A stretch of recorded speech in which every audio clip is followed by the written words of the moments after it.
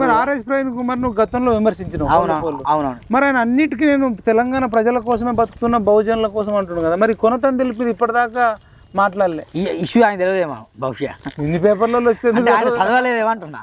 ఆయన చదవలేదేమో, ఆర్ఎస్ ప్రవీణ్ కుమార్ చదవలేదేమో.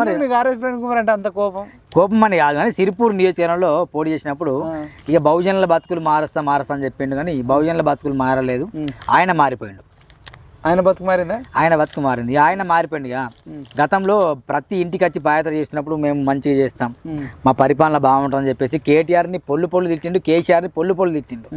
తిట్టి మళ్ళా పొత్తు కాదు తొత్త నేనే చెప్పిన స్టూడియోకి వచ్చేసి కనిపిస్తే గల్లా బట్టి కొడతాను కూడా చెప్పిన. ఇవన్నీ మాట్లాడినా కాదు. నువ్వు మధ్యకాలంలో కొందరు కొందరు యూట్యూబర్లను కూడా తిడుతున్నావు.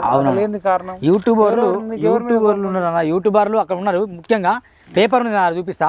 యూట్యూబర్లు ఎంత యూట్యూబర్లు అంటే నచ్చదా? సోషల్ మీడియా వాళ్ళంటే నచ్చదా? సోషల్ జర్నలిస్టులను పట్టుకొని నేను జర్నలిస్ట్ని, చదువుకున్న జర్నలిస్ట్ని, నాకంటూ ఒక సర్టిఫికేట్ ఉన్నది. ఐఎమ్ జర్నలిస్ట్, చదువుకున్న జర్నలిస్ట్, నాకు జర్నలిజం విలువలు తెలుసు. ఈ మల్లిగానికి ఏం తెలుసు?